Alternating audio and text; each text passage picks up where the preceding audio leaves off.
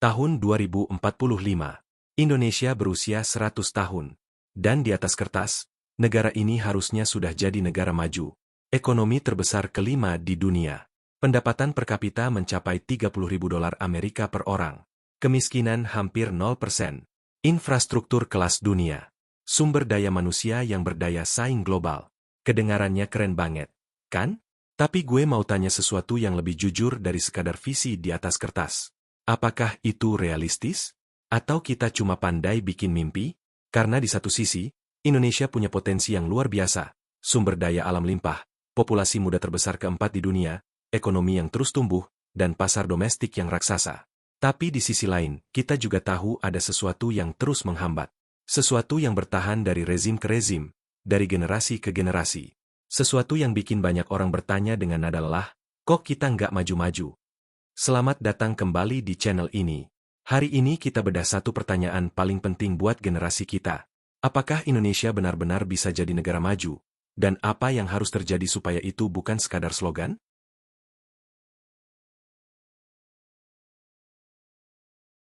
Oke, sebelum kita bicara soal masa depan, kita harus jujur soal posisi kita sekarang. Indonesia di tahun 2025 mencatat GDP sekitar $5.000 Amerika per kapita. Tumbuh sekitar 5,1% per tahun, angka yang sebenarnya solid untuk ukuran ekonomi sebesar kita. Kita sudah jadi ekonomi terbesar di Asia Tenggara.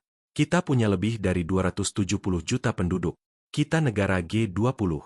Kita punya lebih dari 17.000 pulau dan sumber daya alam yang bikin negara lain iri. Kedengarannya udah keren? Tapi ada satu istilah yang harus lo kenal sekarang.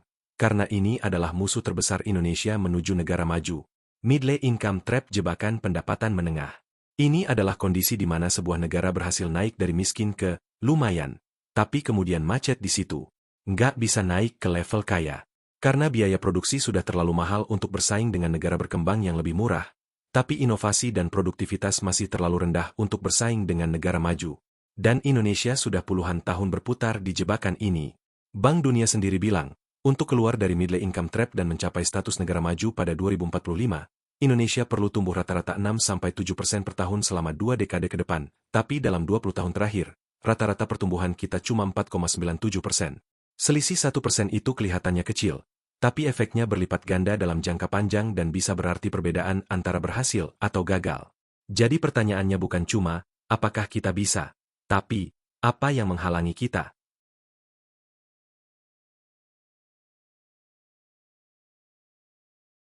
Ini bagian yang perlu kita jujur banget. Karena kalau kita terus menutup mata, 2045 bakal lewat dan kita masih di tempat yang sama. Ada 3 tembok besar yang terus menghalangi Indonesia naik kelas. Tembok pertama, korupsi yang menggerogoti dari dalam. Sri Mulyani, Menteri Keuangan kita, pernah bilang sesuatu yang sangat tajam. Salah satu elemen paling penting dari middle income trap adalah negara tidak mampu mengelola ancaman korupsi. Dan datanya bicara sendiri. Indeks Persepsi Korupsi Indonesia versi Transparency International tahun 2024 menunjukkan kita ada di skor 34 dari 100, dan berada di peringkat 115 dari 180 negara di dunia. Bayangkan, kita punya sumber daya alam luar biasa. Tapi triliunan rupiah anggaran pembangunan terus bocor di jalan. Infrastruktur jadi mahal karena permainan proyek. Investor asing mikir 2 kali karena nggak ada kepastian. Pengusaha lokal kelelahan urus izin yang berputar-putar. Korupsi bukan hanya soal uang yang hilang. Korupsi menciptakan ekosistem yang racun, di mana yang maju bukan yang paling kompeten, tapi yang paling pandai memanfaatkan celah. Dan itu yang bikin kita jalan di tempat. Tembok kedua, kualitas SDM yang belum setara. Kita punya bonus demografi, lebih dari separuh populasi kita usia produktif.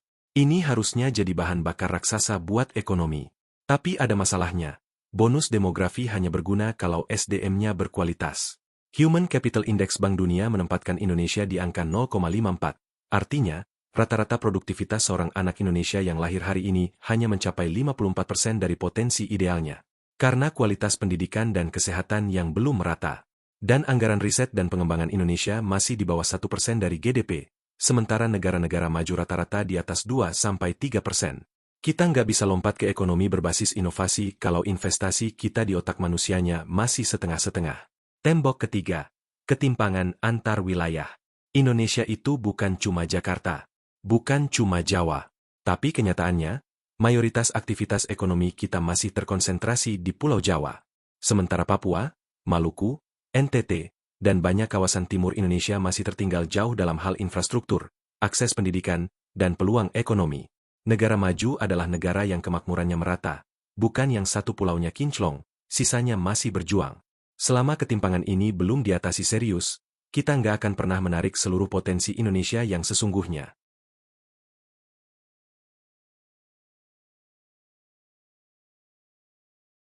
Tapi tunggu dulu.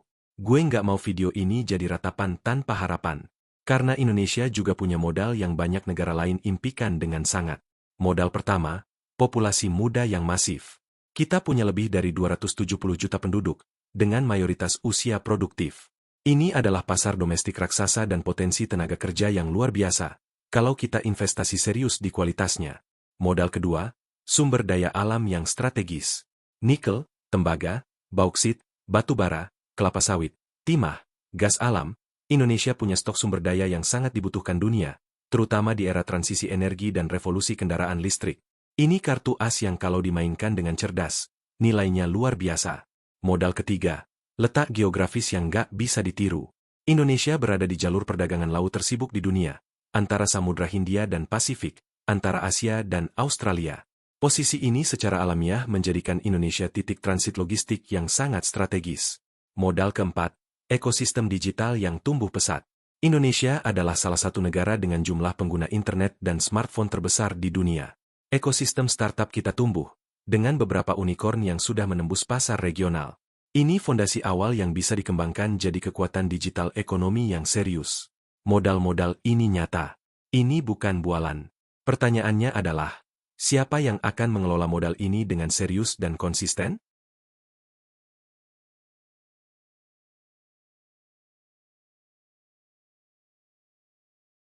Kita nggak perlu menebak-nebak. Karena ada negara yang sudah berhasil melakukan perjalanan ini dan kita bisa belajar dari mereka. Korea Selatan di tahun 1960-an kondisinya hampir mirip Indonesia sekarang. GDP per kapita yang rendah. Infrastruktur terbatas. Baru keluar dari kehancuran perang. Bahkan lebih miskin dari beberapa negara Afrika saat itu. Tapi dalam 40 tahun, mereka berubah jadi salah satu ekonomi terkuat di Asia. Samsung, Hyundai, BTS, K-drama. Semua itu bukan kebetulan. Apa yang mereka lakukan? 1. Investasi besar-besaran dan konsisten di pendidikan. Bukan slogan, tapi anggaran nyata, kualitas nyata, hasil nyata. 2. Fokus pada industrialisasi yang naik kelas. Dari tenaga kerja murah, naik ke manufaktur, naik ke teknologi dan inovasi. 3. Pemerintahan yang cukup bersih dan punya visi jangka panjang yang konsisten melewati banyak pergantian pemimpin. Taiwan, Jepang, bahkan Singapura, pola yang sama berulang. Manusia berkualitas, sistem yang bersih, visi yang konsisten, lompatan ekonomi. Indonesia punya semua modalnya. Yang belum kita punya secara konsisten adalah eksekusinya.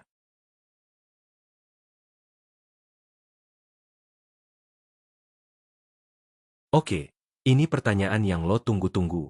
Jawaban jujur dari gue. Bisa, tapi tidak otomatis. Indonesia punya semua bahan untuk menjadi negara maju. Potensinya nyata. Modalnya ada. Peluang geopolitik dan ekonominya terbuka. Tapi, bisa, bukan berarti, pasti. Karena ada kondisi-kondisi yang harus terpenuhi, dan ini bukan tanggung jawab pemerintah saja. Kita butuh pemimpin di semua level yang benar-benar berjuang memberantas korupsi, bukan sekadar retorika di podium. Kita butuh sistem pendidikan yang sungguh-sungguh dibenahi dari akar, bukan sekadar ganti kurikulum tiap ganti menteri. Kita butuh investasi di riset dan inovasi yang naik drastis, bukan terus terjebak di bawah 1% GDP. Kita butuh pembangunan yang merata ke seluruh Indonesia, bukan hanya memoles wajah kota-kota besar. Dan yang paling sering dilupakan, kita butuh warga negara yang aktif menuntut dan mengawasi semua itu. Karena negara maju bukan hanya soal GDP. Negara maju adalah negara yang warganya melek, kritis, dan tidak gampang puas dengan janji kosong.